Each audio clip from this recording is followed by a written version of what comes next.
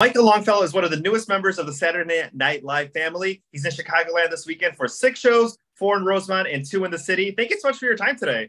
Thank you. Of course. Thank you for your time.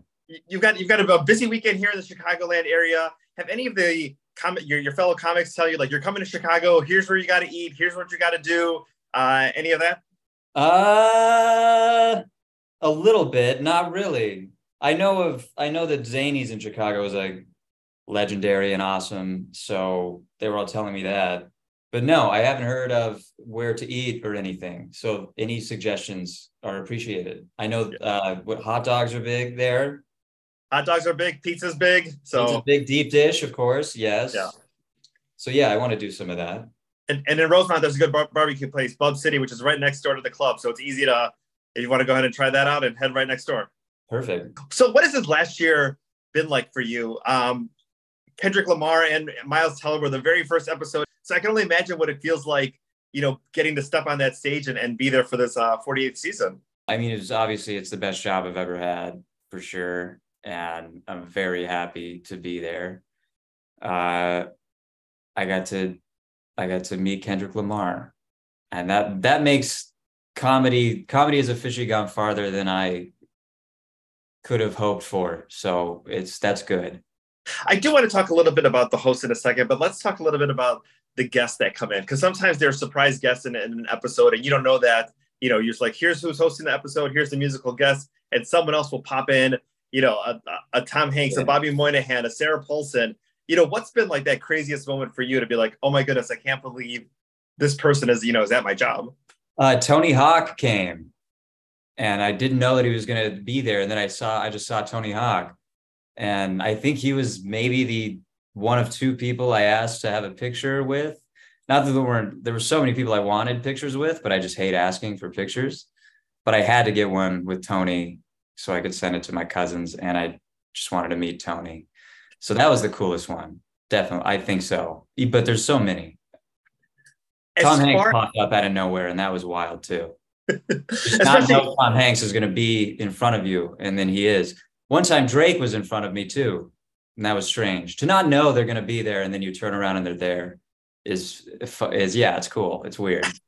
I mean, if you're working at, in retail or at a fast food restaurant, someone might show up and it might just be another customer, but you're working at SNL and it could be the biggest star in the world. Yeah, it's weird. Not that I wouldn't, just another customer is also, we're all germs on a rock, But yeah, it's cool to see some people that I've watched for a long time and like. As far as Weekend Update and getting into the costume, especially the David one, that one was, I was like, I don't know how you would keep a straight face in that costume with everybody like laughing their heads off. Tell me a little bit about preparing for that. We originally tried to do a bodysuit where it was like spandex with it painted on, and I was wearing it with the writer that we wrote it with, and it was his idea. And I was trying to find a way that the spandex was as funny as me without a shirt on, because I didn't want to take my shirt off and go on TV. But there's just no way that we just both kind of realized it's going to be funnier with the shirt off. It's just better. So I took it off, and it was weirdly so easy. I don't even know who I am anymore. I was very free, and it was a little cold, but other than that, I was totally cool with it. I didn't mind it at all. I don't know why. I want to talk a little bit about the Megan sketch with Aubrey Plaza, who hosted with you and all the other guys. Were like in a club, and Aubrey's in there, and like Megan was one of those movies that people like, oh, new horror movie come out, and it just like it took off. It was crazy that Chloe learned that dance so quickly, and Aubrey, and that they stuck me in there as just kind of a guy in the background. I'll always take that. I love that. And I got to wear a cool shirt. It was good. The filming ones are fun. They kind of like, it's like a normal set where they have like they build the studio in like a day. It's amazing to me. I don't know where it all goes after, but they just always have it built and ready to go. And then also still a little cold. Other than that, it was good. What was it like for you, especially like knowing you got the gig, they announced the new cast, and it like it's finally happening. Like, what was that like, that moment like, for you? Oh, it was great. Uh, my parents, my mom definitely, I think it was the best for her. I think she got SNL in a way, really. She seemed the most, I was very, very excited, but she was very, very, very, very excited. I think she called people and told them I told you so and stuff. Uh, and and then my dad was very, just be humble and kind. That's all that's what he says. Just humble and kind. But it was, yeah, it was great. It was almost, when I got the call, it was kind of like, I think I thought about it so much that I didn't really feel anything. I think I'd already like done all the feeling. And then it just comes in waves where you're at the office and you walk by a picture of someone who like a legend, and you're like, I have the same job as that guy. That's kind of amazing. And then you'll remember that you're doing something that is cool. Because when you're there, it's like it's almost like everyone has the same job. So you kind of forget that it's like you're doing your job. And then you'll walk by a picture of Jim Belushi and you're like, that's nuts that I'm on the same wall as that guy. Way down, way further away down, like in the corner near the trash bin, but I'll take it. But it's not on the same wall. That's all that matters. You stop. Yeah, exactly. It's on the same wall. Yeah, little things like that help me like remember this is a very cool thing and a good opportunity. You talk a lot about your parents, their divorce, and a lot of people have step parents, and they're closer to their mom or their dad or everybody. Every incarnation has a different. It's not like someone who has a type and they marry the exact same person. You get a whole bunch of different versions, and a lot of people can identify with that. What's it been like, especially fans who come and see your stand-up who are like, oh my goodness, this is something that like I've never seen on stage before, but it's something that I totally identify with. Yeah, a lot of stepchildren in my audience I've noticed. I guess that makes sense. I do talk about my dad's like so much a part of my act, and especially all the marriages and everything with my parents.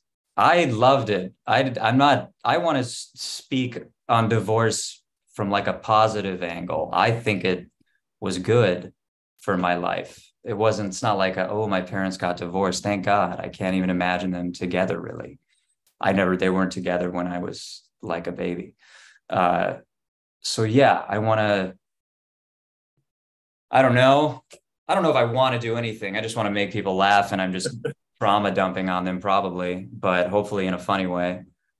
But people can also relate to, the things they're going through, and an awkward situation, a funny situation, different, conflicting advice. And they're like, oh my goodness, I can totally, laugh about these moments that may have caused them, some trauma in the past. And, you leave a little lighter at the end of your show.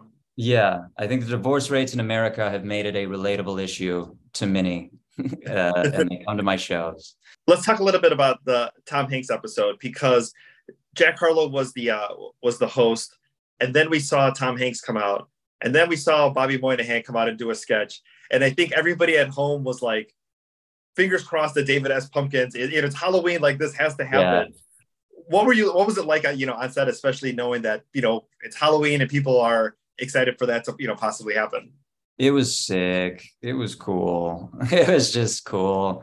I was the it guy in the clown. So it was cool to even be a part of David S. Pumpkins. I remember being in like college when the first one came out or something, or I forget when it came out, but I just remember watching it. Yeah, it was neat. It's one of those like walk past the picture moments where you're like, kind of for a second, you get to check out and be like, ooh, neat. Oh, neat. And then go back in.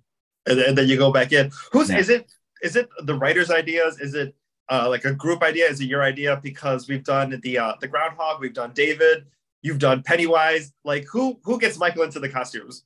The writers get me into the costumes. Whenever I go up there on Update and I'm just me dressed like me, that's all me and my jokes and everything. And then just sometimes a writer will come by and be like, hey, I have this idea that you're a Punxsutawney Phil. The David thing happened because I was pitching a different Weekend Update idea, And then the guy that you kind of tell your ideas to was like, I heard this writer had like a passing thought of you as David, as the statue.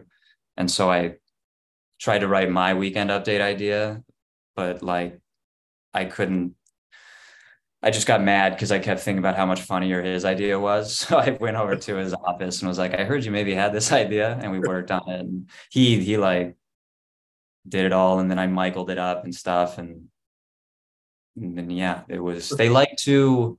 I will say they seem to like to stick me in weird costumes.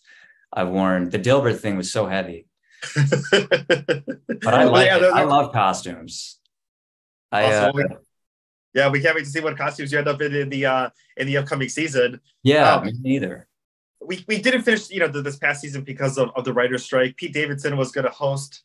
Did he come in as far as like getting ready for some of the sketches? Are we going to maybe see him in the next season? What was it like with Pete making that possible return? Yeah, he came in for the Monday pitch. We treated it as if we were going to do the, because we didn't know what was going to happen. So we just went like business as usual. And then that night, everything stopped and none of us have been back since.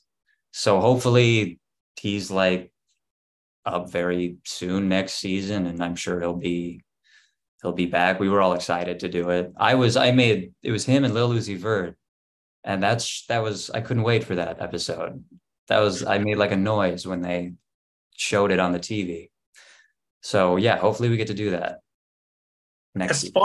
I hope so too. As far as like the different guests, when they announce them, whether it's at like during the episode or on social media during the week, do you get friends texting you like, "Hey, can I get tickets?" Or, "Oh my goodness, I love Lizzo or Amy Schumer," or like, and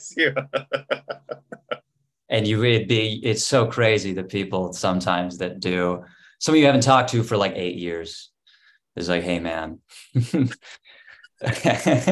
Which is totally fine. It's cool. And I'm happy to bring, like, I don't always invite people to the shows. So if I have tickets available, kind of anyone's, whoever texts you the fastest. Yeah, it's totally up for grabs. I've had a couple of people I've just run into that have been like, "I'm a huge SNL fan. Is there any way I can get tickets?" And they're like, someone I work with lightly, like maybe like I don't know. And I'm fine with that. But when it's funny. I don't know. I've never been in a position of power before. And that's my I have a ticket to a show people like. That's my meager little thing. I don't know. Who pops out the most? I don't know. Is it people from school? Is it old neighbors? Is it just like people from the comedy store? Like everybody, or it'll be like your friend being like, "Hey, my friend is in town. You don't know them. You've never met." So I guess, whatever. It never hurts to ask. It never hurts to ask, right? Never hurts to ask. It doesn't, honestly. And if I'm not bringing anyone to the episode, I have no problem like giving someone the tickets if it's possible. And they're, nice people. And they're nice people. Well, I would like to have at least met them once, just because, I don't know who I'm bringing into the building. Well, you want to make sure you get those tickets here for the Chicagoland area. 2 shows on Rosemont on Friday, 2 shows on Saturday, and 2 in Chicago on Sunday. They're going quickly. Make sure you get them ASAP, Zanies.com for tickets. Michael, we'll see you in a couple of days here in the city. Yeah, can't wait. Thank you. I hope that wasn't boring and stuff. That was fun. Thank you so much for your time. All right. Thank you for your time. Have a good one. Thank you. You too.